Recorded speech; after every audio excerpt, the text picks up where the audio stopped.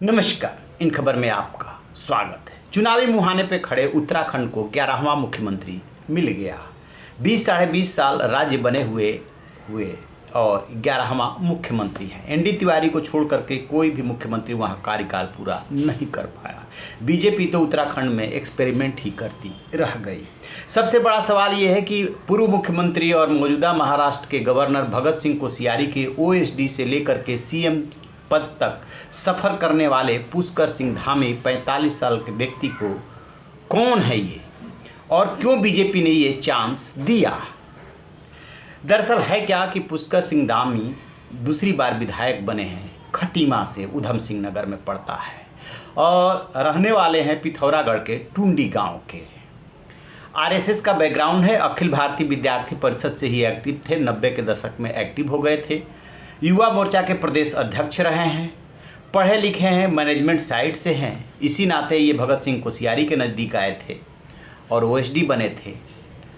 तो अब इनको जो चांस दिया गया है, आखिरकार जो बड़े नाम थे, सतपाल महाराज से लेकर के न जाने कितने नाम लिए जा रहे थे। तो बीजेपी का एक्सपेरिमेंट करने का अपना तरीका है। जब भी कोई नाम लाइमलाइट में होता है, आपने देखा होगा हरियाणा से लेकर के और महाराष्ट्र तक कि वो कैसे ऐसे नाम को निकाल करके ले आती है जिसके बारे में कोई चर्चा ही नहीं हो रही होती है।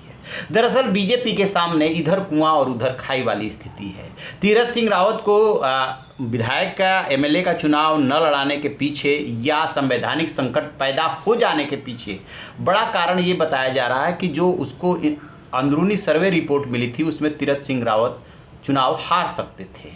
लिहाजा चुनाव के ऐन मौके पर वो अपने सीएम को नहीं हराना चाहती थी। एक मकसद ये था। दूसरा ये था कि जो उन्होंने बड़बोलेपन में बयान दिए, भगवान राम और कृष्ण जैसा प्रधानमंत्री नरेंद्र मोदी को बताया, फटी जींस को लेकर के बयान दिया जिसकी चर्चा देश भर में हुई, महिलाएं उनके अगेंस्ट आ गई, वो बड़बोलापन भी उनके अगेंस्ट जा रहा था। ऐसे में एक ऐसे युवा चेहरे की तलाश थी जो किसी ऐसे मुहिम से जुड़ा हो जिसमें कि युवा अपना नेतृत्व देखते हों।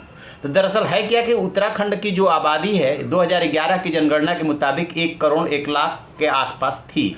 अब माना जा रहा है कि 1.25 करोड़ के आसपास पहुंच गई। उत्तराखंड में पलायन एक बहुत बड़ी समस्या है। पहाड़ है, रोजगार का कोई साधन नहीं है, लिहाजा बाहर लोग निकल जाते हैं। पलायन को रोकना और रोजगार पैदा करना सबसे बड़ी चुनौती है। देखा होगा आपने, तीरथ सिंह रावत ने जब प्रेस कॉन्फ्रेंस की तो वो 20,000 22,000 जो रोजगार के लिए प्रक्रिया शुरू की है, वही वो उपलब्धि सबसे बड़ी बता रहे थे।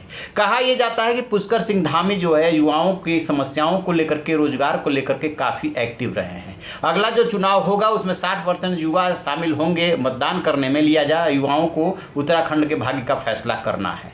बीजेपी यदि किसी पुराने नेता को उतारती, निश्चित रूप से उसमें विरोध, पक्ष विपक्ष, गुटबाजी, खेमेबाजी होती और चुनाव के ऐन मौके पे बीजेपी ऐसा चाहती नहीं थी। उसे ऐसे चेहरे की तलाश थी जिसको लेकर के विवाद न हो, पहली बात। दूसरी बात, वो मुहिम से जुड़ा हो, युवाओं के बीच में लोकप्रिय रहा हो, ये एक्टिव रहे हैं और इसीलिए जो है बिना कहीं इनकी सुगबुगाहट के पुष्कर सिंह धामी के नाम का ऐलान हो गया और ये पहले से सब कुछ तय था और उसके बाद उन्होंने दावा भी पेश कर दिया। अब वो मुख्यमंत्री भी बन जाएंगे। लेकिन सबसे बड़ा जो कारण है वो निर्विवाद होना, युवाओं से जुड़ा होना।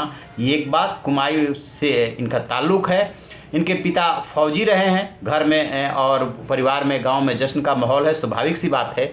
अब जब इनसे पूछा गया चुनौतियों के बारे में तो उन्होंने कहा कि निश्चित रूप से चुनौतियां हैं और उन चुनौतियों से निपटने की कोशिश करेंगे। उत्तराखंड का जो इतिहास राज्य बनने के बाद नवंबर 2000 में ये राज्य बना था, गौर करेंगे तो एक बार कांग्रेस एक बार बीजेपी, कुछ ऐसे ही रहा है।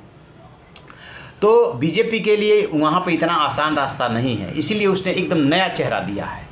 और आप पाएंगे कि उत्तराखंड और यूपी में जो अगला विधानसभा चुनाव साल के शुरुआत में होगा, बहुत सारे चेहरे बदल जाएंगे, टिकट बहुत सारे लोगों का कटेगा। देखते हैं आगे क्या होता है। बहरहाल ये सोच समझ करके बीजेपी ने इन पे दाव लगाया है और इस दाव के पीछे पश्चिम बंगाल की ममता बनर्जी को घेरने का भी दाव है, क्योंकि तीरथ सिंह रावत का यदि चुनाव नहीं हुआ तो पश्चिम बंगाल में भी वही समस्या होगी, क्योंकि अभी कोरोना है, कोरोना में चुनाव हो नहीं सकता। ममता बनर्जी ने 4 मई को जो है सीएम पद की शपथ ली थी और उन्हें 3 नवंबर तक विधानसभा का सदस्य बन जाना चाहिए। वहाँ पे विधान परिषद है नहीं, तो उनके सामने भी संकट पैदा हो सकता है। ये कोई ज़रूरी नहीं है, लेकिन ऐसा हो सकता है कि बीजेपी ने एक तीर से 2 निशाना किया हो। तो आप रहिए बेखबर, देखते रहिए इन खबर। Thank you.